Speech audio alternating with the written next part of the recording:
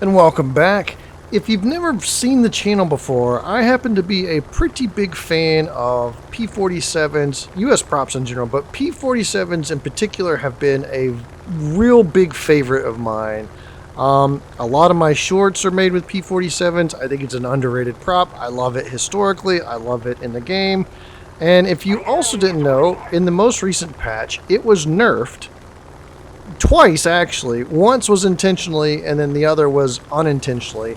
And so I have not been playing my P-47s very much. I've been kind of waiting on them to sort out their unintentional nerf. And then the intentional nerf is just something I didn't want to deal with if it was going to be doubly nerfed.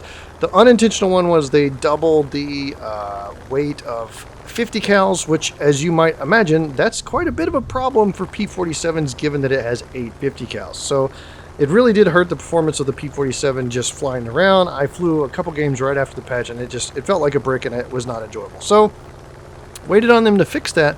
And then the intended nerf, and you probably had to read the patch notes pretty closely to catch this, but you cannot deploy your flaps over a certain speed. It will just not let you deploy those flaps.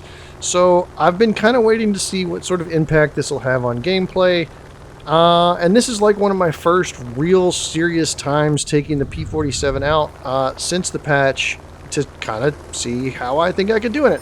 And I was AFK at the beginning of this match, and I just put my prop off to an angle and side climbed while I went away for probably 2-3 minutes and came back to it, and here we go. So we're gonna kind of walk through this game, and I'll talk to you about it. So the first thing we see is obviously an SB-2C. He's headed towards me. I have an energy advantage and an altitude advantage, and what you want to do with these guys is don't take them on a head-on. They're a freaking gunboat, but they cannot climb. So you basically, I've already got the energy advantage. I'm just going to make him climb towards me. He can't do it. And he just sort of rolls underneath me. Not sure what he was trying to accomplish here, but he flies pretty much right in my guns here, and we click him out of the sky. Easy peasy. He pretty much had no chance. Just don't take them in a head-on, right? If you can avoid the head-on and don't take them in a turn fight, make them climb to you, and that will burn all their energy. They only can be good when they climb. So knock that guy out, and I see a Yak 9 who's headed towards me. Great. We are going to keep climbing. We're going to keep that going a little bit up, and we also see now a 109 who's also headed this direction. So in case you missed it at the very beginning of this clip, I'm pretty much by myself. I am all alone here at this point in the match. So I think there might be 2 or 3 other guys, but I'm pretty much alone. So you would think I would go for the Yak 9. I am going to go for him because the 109 is just far enough where I think I might be able to get this guy out of the match. He basically is not reacting to me, so he might also be AFK, and the 50 cals do work. So we go back up, we try and recover that little bit of altitude that we just spent to get the Yak, and then 109 is now closing. The other thing that I notice is a KI-43, so we really need to get back into some of the altitude area. I'm very slow to turn here, and I'm going to show 109, but actually I'm really worried about that KI-43. The 109 is below me. I can deal with him. I'm going to let him climb as much as he wants to climb, but I'm really trying to keep an eye on that KI-43. He goes under, sort of like the SB-2C. We go around, over, cut throttle. We want those flaps to go down because I actually did get them to go down. And we give him a pretty good burst. We get severe damage, but who knows what that actually means right here. And so now we're going to switch our focus to the KI-43. And I want the KI-43 to think that I'm going to finish off the 109, but I'm really trying to get my nose around here. He takes some shots. Luckily, he doesn't really know how to aim, and we're able to put a wing's worth of 50 cals on him. Really knock him out of the sky. But what I'm learning about these flaps is that if you're nosing up, if you're conducting an energy trap and you're slow, it's easy to get them down, but they keep wanting to pop up. So it's kind of a new situation. I'm still feeling out the flaps here, but we are going to try and finish off this 109. I'm hoping I can hit him with some long range. I get a little tag on him a little bit here. I want him to go away. We finally knock him out, and then we go back up. And the only guy I see at this point is this P-47, and I'm sure he's working on those tickets. I can see the tickets going down, so we're gonna go keep it rolling. At this point, I am completely alone, and I'm hoping that I can just whittle these numbers away. And P-47 is going to end the match if I don't do anything about him, so we're gonna go for him next. There's no one else in the area that I can see. I'm hoping I can get away with knocking this guy out and then getting some altitude back, but we'll see. He is not paying attention to me at all. He is ground pounding, which, okay, I'll take a free kill. Kind of interesting. You'll run into these guys at these BRs. Cut my throttle so I don't overspeed too badly and don't compress, because I really want to make one pass at this guy. It's been way too much ammo, if I'm being totally honest. I should have just waited a little later. I was just thinking that he was going to react. I was thinking he was going to see me and he was going to react. 110 in front of me, and I'm going quite fast. In retrospect, this is probably a mistake here. I probably should have gone back up. But I was thinking that I could get to this guy before anybody else. Like, you see me looking around. I'm thinking it's just me and him. I'm thinking, okay, we'll knock this guy out.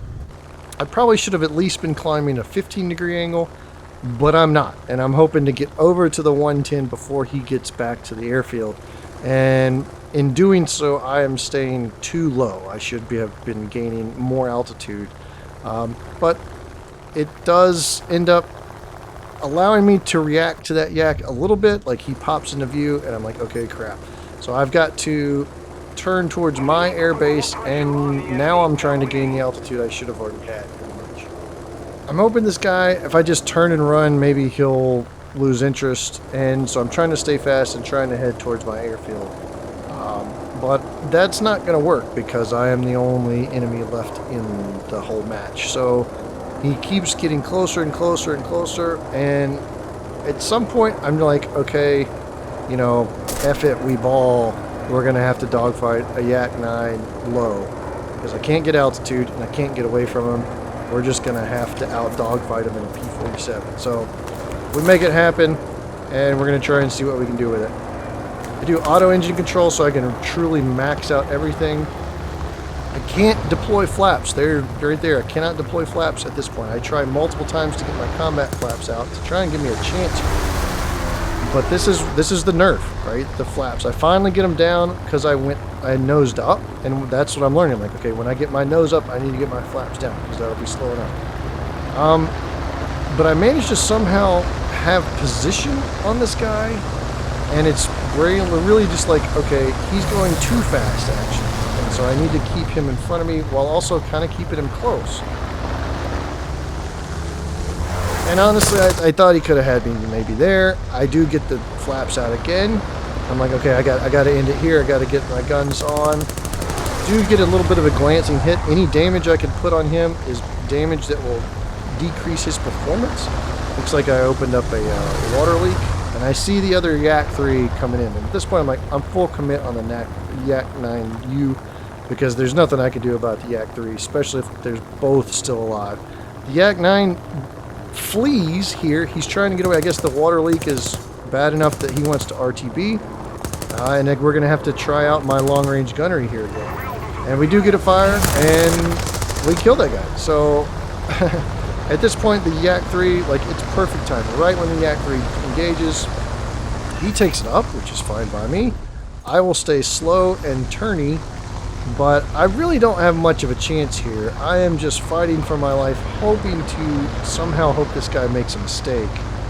You can see I get basically stall speeds with flaps out. And I'm really hoping that he somehow makes a mistake here, and just that I can surprise him. I'm hoping to be more turny than he expects and get over his nose, but it doesn't. Okay, so now I'm on fire. And then I'm like, okay, fine, we're not going to give up. He thinks I'm burning, and I am burning, but maybe I can surprise him here. And we do actually get the fire to go out. I don't think it's going to make that much of a difference, but it makes me lighter, you know. I have no fuel. But it's just the painful death of a P-47 on the deck against the Yak 3. But it is what it is. I think I gave him a bit more of a run for his money than he was expecting. But still, that was quite a run, having basically come back from AFK and rack up 6 kills in the P-47. My thoughts on the nerf is it's annoying, but maybe workable. I'm going to have to learn how to get the flaps down. I'm not going to be able to get them down in high-speed situations. I'm only going to be able to get them down in slow dogfights. And so it's a nerf, but maybe it's still workable. We'll see. Maybe you won't see as many P-47 shorts from me, but maybe you will. I don't know. I'm not giving up on this series. I'm not giving up on the model because I still love P-47s. Anyways, hope you enjoy it. Catch you in the next one. Thanks, YouTube.